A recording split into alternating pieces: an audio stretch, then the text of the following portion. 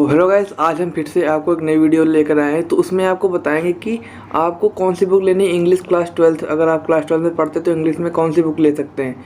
अगर UP board की बात की जाए तो आप चाहे तो आप राजीव प्रकाशन भी ले सकते हैं, एनसीईआरटी तो ले ही सकते हैं क्योंकि वही एनसीईआरटी का ही चलता है पूरा पैटर्न, और बालाजी पब्लिकेशन की ले सकते हैं। ठीक है, ये 3 बुक हैं जो हाईली रिकमेंडेड होती है मार्केट में, और टीचर भी कई सारी टीचर भी यही 3 बुक में से कोई एक बुक कर लेने को कहता है। आपको अगर सेल्फ स्टडी करनी है तो आपको किस बुक से करनी है, क्योंकि आपको वही फिर बुक लेनी पड़ेगी जिससे आपको सेल्फ स्टडी करनी है। और बुक में सब वही चीज़ दी गई है जो एनसीईआरटी में दी गई है, और जो राजीव में दी है, और जो बालाजी में दी है। बस थोड़ा थोड़ा जो फ़र्क आ जाता है वो हम आपको बता देंगे। अगर केवल एनसीईआरटी की बात की जाए तो उस बुक में आपको पूरा जो चैप्टर है, सप्लीमेंट्री को विस्तार कह सकते हैं, पोएट्री और प्रोज, ये तीनों जो हमारे हैं, इन तीनों में जो चैप्टर हैं उन चैप्टर की केवल इंग्लिश दी होगी, क्वेश्चन दिए होंगे, उसके आंसर आपको खुद से निकाल के करने होंगे। मतलब जैसे आपकी पहले बुक चलती थी वैसे ही ये एनसीईआरटी वाली बुक है। ठीक है, इसके बाद अगर हम राजीव प्रकाशन की बुक की बात करें तो वो भी एनसीईआरटी पैटर्न पे है, वही सारे चैप्टर हैं। बस क्या है कि जो पैरा, जैसे एक पैरा द लास्ट लेसन मान लीजिए, कोई फर्स्ट जो चैप्टर है प्रोज में द लास्ट लेसन, उसमें जो मान लीजिए पहला पैरा है तो उस पैरा का सीधे मतलब नीचे आपको अनुवाद दे दिया जाएगा हिंदी में। ये मेन खास बात है किसकी, राजीव प्रकाशन की, कि आपको उस पैराग्राफ का हिंदी में अनुवाद दे दिया जाएगा। इससे आपकी वर्ड मीनिंग भी अच्छी होगी और आप आसानी से कहानी को समझ सकते हैं। अगर आप मान लीजिए उस दिन किसी दिन स्कूल नहीं गए और वो चैप्टर पढ़ाया गया और आपको मान लीजिए पढ़ना है, तो आप उस बुक को आसानी से उठा के उस चैप्टर की हिंदी पढ़ सकते हैं। ठीक है, तो आपको ज़्यादा मतलब कोई दिक्कत वाली बात नहीं हुई कि इंग्लिश समझ में नहीं आती, ऐसा आप नहीं कहेंगे। क्योंकि आपको करना क्या होता है, प्रोज अधिकतर मतलब जो इंग्लिश के पेपर में आपके जो क्वेश्चन आंसर आते हैं उनको आपको रटना नहीं होता है, उनको आपको समझ के खुद की भाषा में लिखना होता है। अगर आपको टेंस आता है या फिर एक्टिव पैसिव और नरेशन आता है, ये सब चीज़ें की बात की जाए, अगर ये सब चीज़ें आती तो आप आसानी से, अगर कहानी आपको पता तो आप आसानी से क्वेश्चन का आंसर दे लेते हैं। तो इसीलिए कई सारे ऐसे आप, क्योंकि आप 12th में आ गए तो आप इतना तो कर ही सकते हैं कि आपको टेंस पता होगा, नरेशन आता होगा और एक्टिव पैसिव तो आता ही होगा। तो आपको अगर आपकी ग्रामर अच्छी है तो आपको राजीव प्रकाशन लेनी चाहिए। और मैं ग्रामर अच्छी के इसलिए कह रहा हूँ, आपकी अगर ग्रामर अच्छी ना भी हो तब भी आप अपनी ग्रामर अच्छी कर लीजिए, क्योंकि इंग्लिश के पेपर में 40 नंबर का केवल यहाँ लिटरेचर से आता है और 60 नंबर का ग्रामर से आता है। तो ग्रामर पोर्शन अगर आप अच्छा करना चाहते हैं तो आप कर लीजिए, क्योंकि आपको करना ही पड़ेगा अगर आपको अच्छे नंबर चाहिए।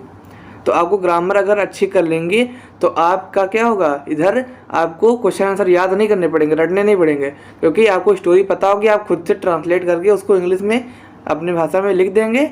और एग्जामिनर यही चीज़ देखते हैं कि आप कैसे लिख के आए हैं। ठीक है, उसको मतलब वो किताबी लैंग्वेज नहीं चाहिए, उसको आपकी भाषा चाहिए कि आप कैसे समझ रहे हैं स्टोरी को।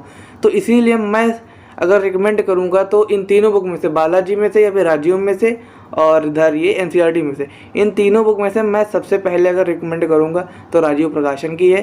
ठीक, अब बात करते हैं बालाजी प्रकाशन की। तो बालाजी प्रकाशन की बुक में केवल एनसीईआरटी की तरह ही है, मतलब पूरा स्टोरी इंग्लिश में दे दी गई है। बस एक अलग चीज़ हो जाती है कि उसमें क्वेश्चन के आंसर भी दे दिए गए हैं। जो क्वेश्चन दिया होगा उधर हमारे एक्सरसाइज में, उसके क्वेश्चन के आंसर भी दे दिए जाएंगे बालाजी प्रकाशन में। बस ये केवल एक खूबी है बालाजी में। और राजीव में आपको क्वेश्चन के आंसर नहीं मिलेंगे, बट मैं फिर भी राजीव रिकमेंड करूँगा, क्योंकि आपको क्वेश्चन के आंसर रटने नहीं है। क्योंकि बालाजी प्रकाशन में आपको क्वेश्चन के आंसर दे दिए गए हैं, तो हो सकता है आप क्वेश्चन के आंसर थोड़ा मतलब पढ़ें कि कैसे ये बताएंगे, कैसे ये नहीं बताएगा, तो आपको वहाँ पे तो एडवांटेज मिल जाएगी कि हाँ इसके आंसर ऐसे लिखे जाएंगे।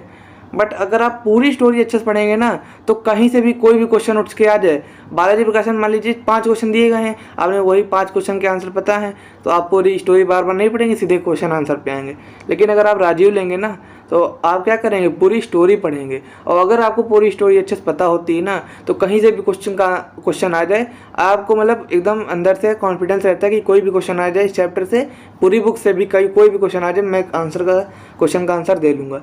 इसीलिए मैंने राजीव प्रकाशन को रिकमेंड किया है, और आपको राजीव प्रकाशन ही लेनी चाहिए। अगर मान लीजिए आप कोई दूसरी बुक ले चुके हैं, मान लीजिए आपने राजीव प्रकाशन नहीं ली है, बालाजी पब्लिकेशन ले ली, या फिर एनसीईआरटी ले ली है, या फिर कोई और पब्लिकेशन की इंग्लिश की बुक ले ली है, तो आपको मैं राजीव प्रकाशन की पीडीएफ दे दे रहा हूँ। इसी पीडीएफ से आप पढ़ सकते हैं, क्योंकि ये पीडीएफ पूरी बुक की पीडीएफ है। और आपका इस बुक की पीडीएफ का लिंक नीचे डिस्क्रिप्शन में मिल जाएगा, उस लिंक पर क्लिक कीजिएगा, फिर डाउनलोड कर लीजिएगा। और आप आसानी से, भले ही आप दूसरी बुक से पढ़ रहे हो, बट अगर आपको हिंदी नहीं समझ, मतलब उसका कोई लेसन नहीं समझ में आया, तो आप उस बुक के मतलब लेसन पे जाके आप हिंदी अनुवाद उसका पढ़ सकते हैं और आपकी पूरी स्टोरी अच्छे से क्लियर हो जाएगी। इसका हिंदी अनुवाद बहुत ही अच्छे दिया हुआ है। हो सकता है 1-2 वर्ड आपको समझ में ना आए, तो आप आसानी से किसी से भी पूछ के कर सकते हैं। इसीलिए अगर आपको बुक लेनी चाहिए, अगर आप नहीं लिए हैं, तो आपको राजीव प्रकाशन ही लेनी चाहिए, चाहे आप 10th में हो चाहे 12th में हो।